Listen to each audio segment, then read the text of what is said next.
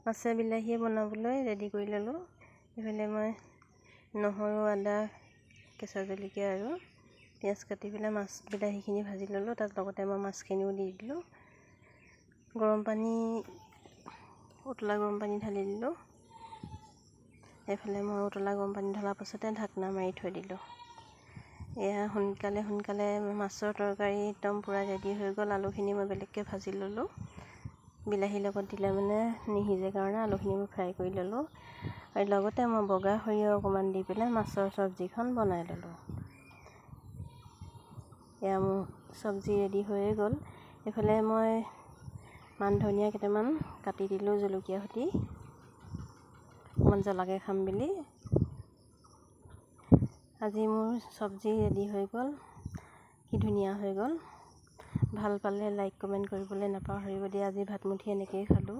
খুবেই ধুনীয়া লাগিলে বগা সৰিয়হ দি খোৱা। আজিলৈ বাই বাই।